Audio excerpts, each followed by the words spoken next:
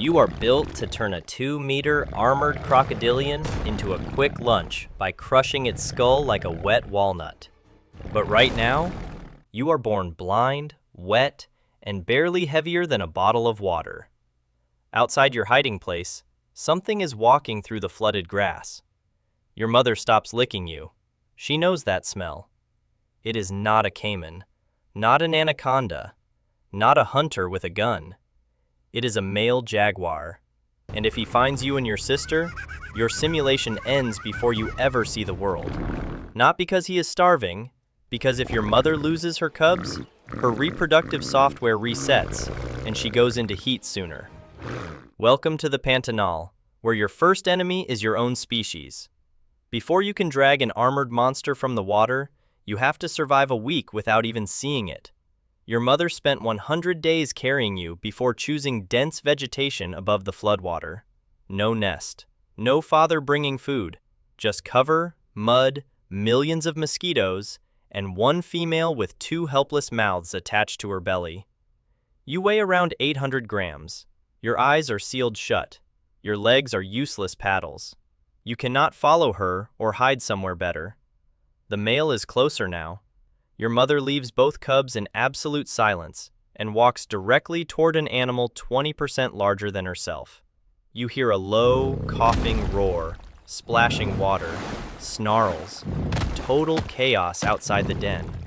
For several minutes, your entire life depends on a bloody gladiator fight you cannot see.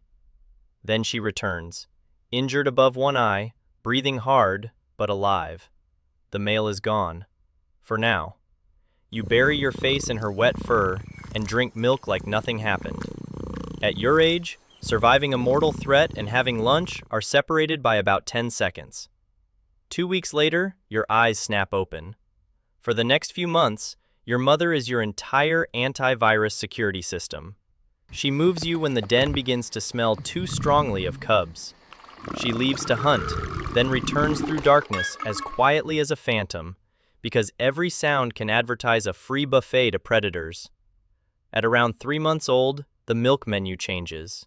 Your mother leads you to your first real upgrade, a capybara, the largest rodent on Earth, heavy, stupid, and full of meat. Your mother has opened it for you. The scent of fresh copper hits your nose, and something in your evolutionary software switches on. You do not need lessons in being a carnivore. You pull at the meat with milk teeth that are barely qualified for the job. By 6 months, you follow her farther, through reeds, across muddy banks, into shallow water. Most big cats treat water like a personal insult. Your family treats it like a highway. You learn to swim because this land floods. You learn that capybaras flee into rivers. You learn that caimans sit at the edge, looking like logs with teeth. And you learn the ultimate rule of the Pantanal. Anything near the water can become food, including you. You are 1 year old, bigger, spotted, confident, and convinced that watching your mother hunt means you are an absolute pro. A young capybara feeds on the bank. You lower your body, move 1 paw at a time, and copy the silent approach you have seen 100 times. Then you step on a dry branch. Crack! The capybara hits the water. You hit nothing. You try again with a bird. Too slow. A fish. Too wet. A peccary. Horrible lifestyle decision. Peccaries have razor-sharp tusks, plenty of friends, and the emotional stability of a prison riot. You retreat with an injury across your shoulder and a brand new respect for wild pork. Hunger does not care that you belong to the largest cat species in the Americas. Your powerful hunting equipment is still being assembled. Your first solo meals are not cinematic. A lizard, an armadillo you manage to flip, a careless bird. No heroic music, just raw meat. At about 18 months, your mother stops letting you eat first. Then she stops letting you eat at all. She snarls when you approach her kill. The corporate message is simple. Leave. Your sister takes one direction. You take another. You wanted to be an apex predator? Congratulations. Now you are one.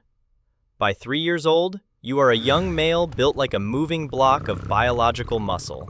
Short legs, thick neck, wide skull, and jaws engineered for a hunting method most cats would consider excessive. Many big cats kill by choking prey at the throat.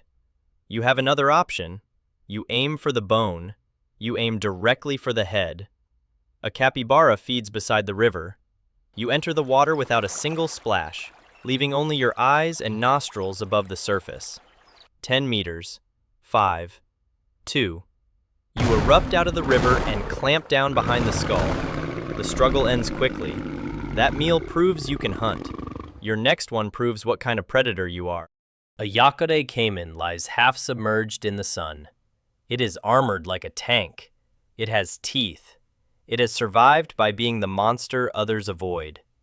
You do not avoid it. You circle through the water and approach from behind. One mistake and it can twist around to crush your leg.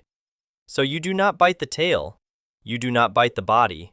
You clamp your jaws directly onto the back of its armored skull. The caiman thrashes, throwing mud and water across the bank. But your hydraulic bite keeps your teeth exactly where they need to be. Then it goes still. You drag it onto land. There you are, a cat, soaking wet, eating a crocodilian you just pulled from its own river. You are no longer trying to survive the swamp. You are one of the reasons it is dangerous. At around 4 years old, you hit close to 100 kilograms of muscle, teeth, and territorial arrogance. The rosettes on your coat are your biometric fingerprint. No other jaguar carries exactly the same pattern. You walk riverbanks, claw the soil, spray scent, and release a rough, sawing call into the night. It tells other males that this stretch of water is occupied. One night, another male answers. He is heavier, scarred, missing part of one ear. The kind of face that says negotiations have already failed. You meet in the wet grass. There is no graceful big cat ballet. It is teeth, claws, noise, and total panic wrapped in muscle. He catches your shoulder. You strike his face. He throws you sideways into shallow water. You could continue. You could also die for a piece of mud. You retreat. For weeks, you move through unfamiliar territory with an injured shoulder and an empty stomach. Apex predators spend a surprising amount of time hungry and humiliated. Eventually, you find an empty stretch of river. Then you smell a female. She does not want romance. She wants a male strong enough to enter her territory and smart enough not to get terminated while doing it. For several days, you stay close, mating repeatedly, then separate. That is the entire family arrangement. If cubs arrive roughly 100 days later, you will not raise them. You may never even see them. And somewhere in a hidden den, 2 tiny jaguars may be waiting for a dangerous adult male to pass by.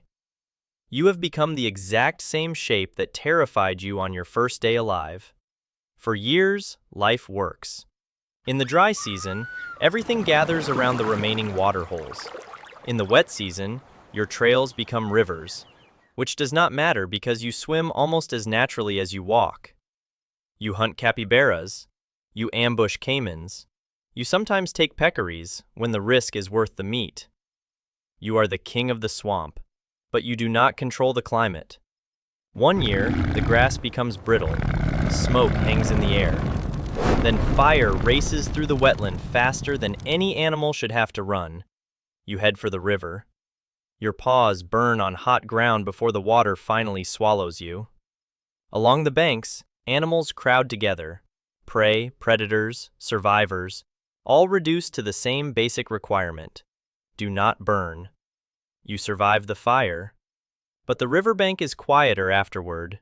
Fewer capybaras, fewer hiding places, more fences, more cattle. A calf is not your normal first choice. It smells wrong. It stands in an open field, dangerously close to humans. But it is slow. And hungry animals do not write ethical essays. You take it in seconds. It is the easiest large meal you have ever had. That is the biological trap. You return the next night, following the smell of what remains. You notice the human too late. No claws, no fangs, no roar. just a shape beside a fence and a sound sharper than thunder. Your body, designed to defeat armored reptiles, cannot argue with a bullet. You fall a few meters from the calf. You were born in hiding. You survived a male jaguar before your eyes were open. You learned to swim through floods, fight for territory, and crush an animal with a skull armored like a helmet. And in the end, the deadliest predator in your swamp was the only one you never learned how to hunt. You do not know whether the female from years earlier raised your cubs. But if she did, somewhere beside another riverbank, a young male is opening his eyes for the first time. He weighs less than a kilogram. His spots will never match yours. For now, he is blind and pressed against his mother's belly while danger moves outside the den. One day, he may become strong enough to drag a caiman from the river. First, he has to survive being a jaguar. The cycle continues.